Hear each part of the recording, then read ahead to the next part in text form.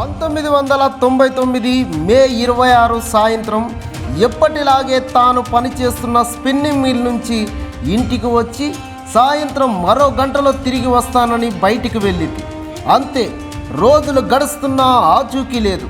నాడున్న ప్రభుత్వ నిర్బంధం, భువనగిరిలో ఉన్న ప్రత్యేక పరిస్థితుల నేపథ్యంలో తెలంగాణ గానకోకిల బెల్లి లలితకు రాజ్యం ఏదైనా అపాయం తలపెట్టవచ్చని రాష్ట్ర వ్యాప్తంగా అందరూ భయపడ్డారు.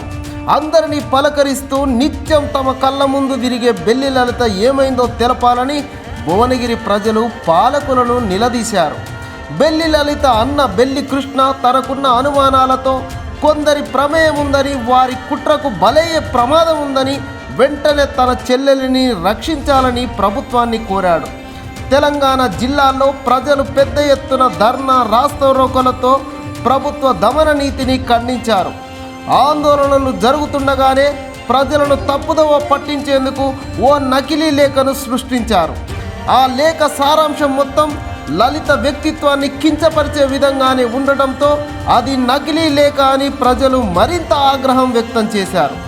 పోలీసుల తీరును అనుమానించారు. ఇంతలో 4వ రోజు భువనగిరి తూర్పు భాగాన ఉన్న దర్గా సమీపంలో ఉన్న వ్యవసాయ బావులలో ఏవో మానవ శరీర భాగాలు నీటిపై తేలియాడుతున్నాయని ప్రచారం జరిగింది.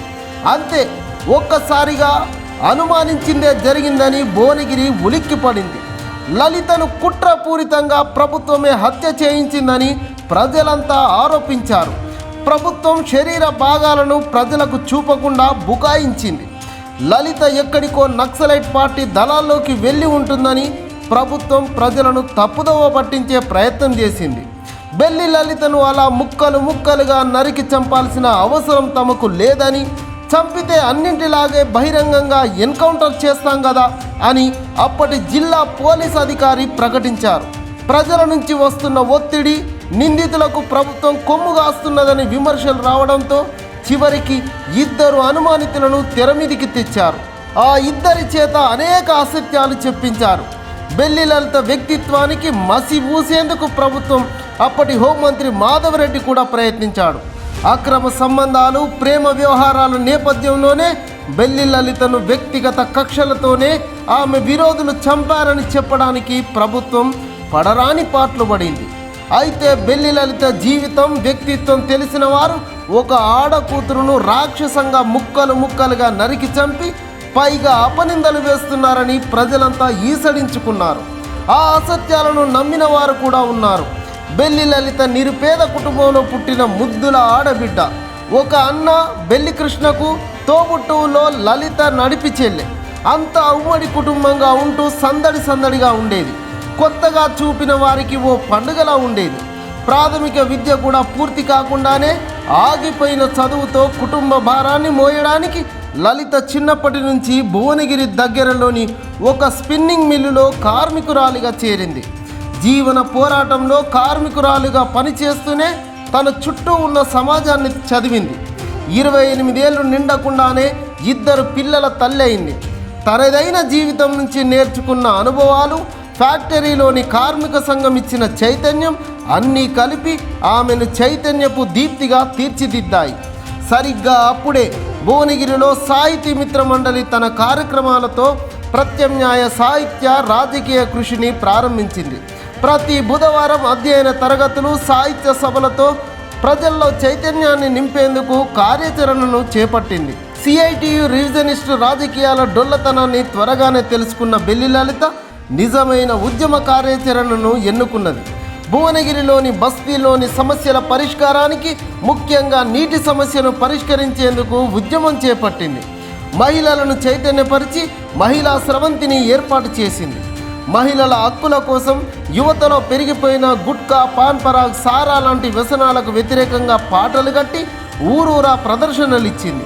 భువనగిరిలో వ్యభిచార నిర్మూలన కమిటీ ఏర్పాటు చేసి పడుపు వృత్తికి వ్యతిరేకంగా పెద్ద ఉద్యమాన్ని నడిపింది. వ్యభిచార నరక కూపంలో మగ్గిపోతున్న యాదమ్మ అనే అమ్మాయిని రక్షించి తల్లిదండ్రుల చెంతకు చేర్చింది. ఎక్కడ ఏ సమస్య కోసం ప్రజలు పోరాడుతున్నా అక్కడ ప్రత్యక్షమై తనదైన పాటలతో, మాటలతో ప్రజలను చైతన్యం చేసేందుకు జీవిత కాలాన్నంతా వెచ్చించింది. 1997 మార్చిలో జరిగిన మొట్టమొదటి దగాపడ్డ తెలంగాణ సభను విజయవంతం చేయడంలో బెల్లి లలిత ముఖ్య పాత్ర పోషించింది. రాష్ట్ర వ్యాప్తంగా తెలంగాణ నినాదం గురించి చాటుమాటుగా గుసగుసగా చర్చించుకుంటున్న సందర్భంలో మొట్టమొదటిసారి బహిరంగ సభ ద్వారా తెలంగాణ నినాదానికి జీవం పోసిన కృషిలో బెల్లి లలిత పాత్ర ఎనలేనిది. తన చుట్టూ ఉన్న సమాజంలోని సకల చెడులు దురలవాట్లను ఆమె పాటై నిరసించింది. ప్రాంతీయ అసమానతలను ప్రశ్నిస్తూ పాలకులను నిలదీసింది ఆమె. మొత్తంగా తనలాంటి శ్రామిక ప్రజలు జాతి జనుల విముక్తి గీతాన్ని ఆమె గొంతెత్తి పాడింది. ఇది పాలకులకు కంటగింపయింది. రాజ్యం కక్షగట్టి కత్తునీరింది. విముక్తి పాటను వాడిన గొంతును తెగనరికింది. కాలికి గజ్జగట్టి ఆట ఆడి పాట పాడినందుకు ఆడిపాడిన అవయవాలను ఖండాలుగా 17 ముక్కలుగా నరికింది రాక్షస రాజ్యం. బెల్లి లలిత రాజ్యం కుట్రకు బలై 15 ఏళ్ళైంది. తెలంగాణ ఉద్యమ పాటకు ఊపిరి లలిత. ఆ పాటను చంపాలనుకున్న పాలకులు లలిత శరీరాన్ని 17 ముక్కలు చేశారు. కానీ మాయమైన పాట 17 రోజుల తర్వాత తల మొండెంగా నీటిపై తేలి అలలుగా తెలంగాణ అంతటా తెలంగాణమై విస్తరించింది. పాటకు పోరాటానికి ప్రతీకైన బెల్లి లలిత చివరికి చేయిపై పొడిపించుకున్న పచ్చబొట్టుగా మిగిలి తన ఆచూకీని చాటింది. ఆ పచ్చబొట్టు సాక్షిగా తెలంగాణ పోరాట త్యాగాల వారసత్వాన్ని కొనసాగిద్దాం.